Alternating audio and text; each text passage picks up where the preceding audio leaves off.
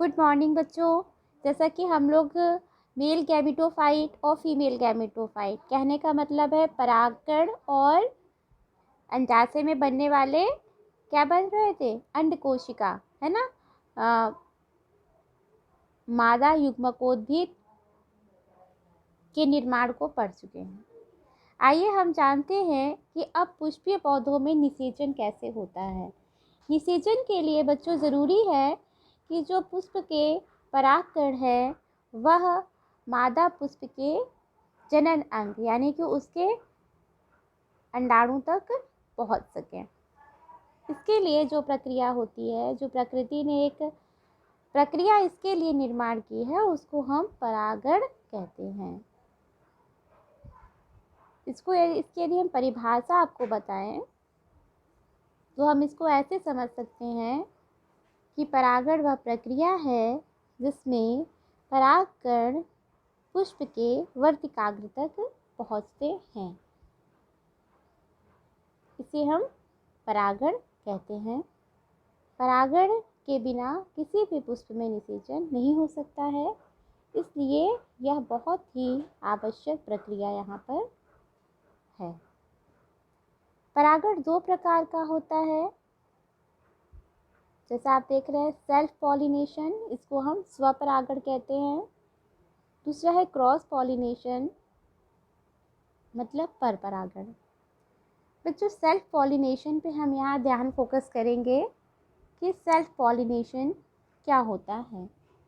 जैसा कि self pollination का मतलब होता है स्वपरागण। इसका मतलब कि जो पुष्प है उस पुष्प के परागकण उसी पुष्प के परागकण उसी पुष्प के वर्तिकाग्र तक पहुँचते हैं और निषेचन क्रिया कराते हैं, तो यह क्रिया स्वपरागण कहलाती है।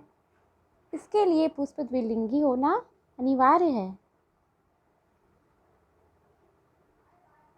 ठीक, लेकिन हम ये भी देखते हैं स्वपरागण भी दो प्रकार का पाया जाता है। एक जिसको हम कहते हैं ऑटोगैमी एंड सेकंड जिटैनोगैमी। ऑटोगैमी का मतलब स्वपरागण ही होता है। स्वपरागण का मतलब जो बता रहे थे, एक ही पुष्प का परागकण उसी पुष्प के वर्तिकाग्र पर पहुंचता है, तो इसको ऑटोगैमी कहते हैं। और जिटैनोगैमी का मतलब होता है समजातीय परागण, यानी कि उसी जाति मतलब उसी पौधे के दूसरे पुष्प पे, उसी पौधे के किसी दूसरे पुष्प के वर्तिकाग्र पर जब परागकण पहुँचते हैं तो इस क्रिया को हम जिटैनोगैमी कहते हैं। बात समझ में आ रही है? इसको समझने के लिए बच्चों हम आपको यहाँ दिखा रहे हैं सेल्फ पॉलिनेशन में। आप देख रहे हैं ये पुष्प का जो परागकण है वह उसी पुष्प के वर्तिकाग्र पे जब पहुँच रहा है तो यह सेल्फ पॉलिनेशन या इसे ऑटोगैमी कहते हैं, यानी एक फूल, इसमें एक ही पुष्प यहाँ पे इन्वॉल्व हो रहा है। और जब हम ये पौधा एक ही है, इसी पौधे पे दो पुष्प बने हुए हैं। जैसा हम सब जानते हैं कि एक पौधे पे कई पुष्प होते हैं, तो यहाँ पर जब इस पुष्प के परागकण उसी पौधे के दूसरे पुष्प के वर्तिकाग्र पर पहुँचते हैं तो इस प्रकार का परागण भी स्वपरागण ही कहलाता है।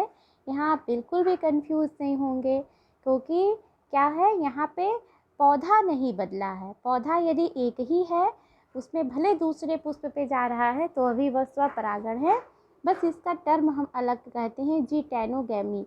जिटैनोगैमी का मतलब होता है समजाति परागण। ठीक है, अब हम बात करते हैं दूसरे तरह के परागण पे, जो आप समझ सकते हैं, जिसका नाम अब हम लेने जा रहे हैं क्रॉस पॉलिनेशन, यानी परपरागण। पर माने दूसरा। जब परागकण दूसरे पुष्प पर पहुंचते हैं और उसके पुष्प के वर्तिकाग्र को परागित करते हैं, है ना, उसके पुष्प के वर्तिकाग्र पर पहुंचते हैं, तो इस प्रकार के परागण को परपरागण कहते हैं। यहाँ शर्त यह होती है कि वह दूसरा पुष्प भी उसी जाति का ही पौधा होना चाहिए।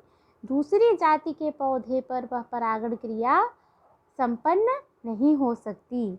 जैसे कि आप समझने के लिए सोच सकते हैं कि यदि गुड़हल के पुष्प के परागकण गेंदे के पुष्प पर गिरे तो वहाँ परागण, वह क्रिया जो है वहाँ पराग दूसरे पुष्प तक तो पहुँचा, लेकिन चूँकि वह पुष्प उस जाति का नहीं था, वहाँ उसकी स्वीकार्यता नहीं होती है, वहाँ वो परागकण डिस्ट्रॉय हो जाता है, वेस्ट हो जाता है ना।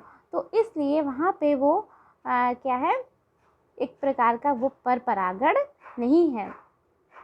इसलिए पर परागण की जब हम परिभाषा लिखते हैं तो हम यह भी लिखते हैं साथ में कि जब किसी जाति के पुष्प का परागकण उसी जाति के दूसरे पौधे के पुष्प के वर्तिकाग्र पर पहुंचता है तो वह परागण पर परागण कहलाता है। तो बच्चों यहाँ हमने इसको दूसरा टर्म दिया जीनोगैमी, ठीक है। तो पर परागण स्वपरागण को हमने समझा। अब इसको फिगर के माध्यम से आप यहाँ देखिए कि जब क्रॉस पॉलिनेशन यहाँ हो रहा था, क्या देखा, ये सेकंड प्लांट है, इसी जाति का दूसरा पौधा यहाँ विराजमान है और इसके यहाँ से परागकण इसके वर्तिकाग्र पर पहुँच रहे हैं। तो इस प्रकार के पॉलिनेशन को हम क्रॉस पॉलिनेशन कहते हैं। सभी बच्चे इस फिगर को ड्रॉ करेंगे इस आंसर को लिखते समय। नेक्स्ट टॉपिक हमारा इसी में है कि पर परागण जब होता है, जब परागकण एक पुष्प से दूसरे पुष्प पे जा रहे हैं, तो ऐसी कौन से कारक होते हैं जिसके माध्यम से, क्योंकि पौधे तो चलते नहीं हैं, आप सब जानते हैं पौधों में यही एक क्रिया नहीं होती प्रचलन की, है ना, तो वो गति तो करेंगे नहीं, है ना।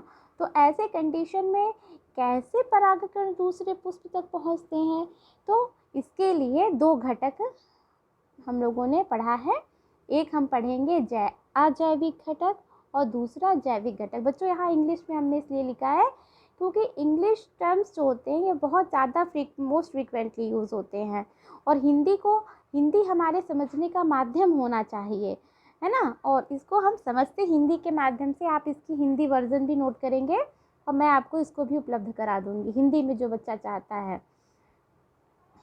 एबायोटिक फैक्टर का मतलब होता है अजैविक कारक। अजैविक कारक का मतलब जैसे होता है सूर्य का प्रकाश, वायु, जल, मिट्टी, ये सब हमारे नेचर ने, हमारी प्रकृति ने अजैविक कारक है, जिसमें से सिर्फ हवा और जल, खास तौर से मुख्यतः हवा और जल दोनों परागण के लिए बहुत ज़्यादा महत्वपूर्ण होती हैं। कुछ ऐसे पौधे होते हैं जिसमें बच्चों वायु के द्वारा, वायु के माध्यम से ये जो परागकण है ये उड़ करके दूसरे पुष्प के वर्तिकाग्र तक पहुँचते हैं। तो ऐसे पौधे जिसमें वायु माध्यम बनती है परागकण को ले जाने का, तो ऐसे पौधों को हम एनिमोफिली कहते हैं। क्या कहते हैं? एनिमोफिली। ऐसे पुष्प के जो परागकण होते हैं वह शुष्क होते हैं, हल्के होते हैं और शुष्क होते हैं। और आप ध्यान रखेंगे कि ये बहुत अधिक मात्रा में बनते हैं और ये पुष्प जहाँ भी मतलब होते हैं वो बहुत ही मतलब उनमें किसी भी प्रकार का अवरोध नहीं होता है, बाह्य दलपुंज या दलपुंज के अवरोध में नहीं फंसे होते हैं और मोस्टली वो तने के शीर्ष भाग में होते हैं, उसके शीर्ष पे स्थित होते हैं, जिससे कि वायु के प्रभाव से इन्हें अधिक से अधिक गति प्राप्त हो सके और ये उड़ करके अधिक दूर तक अपने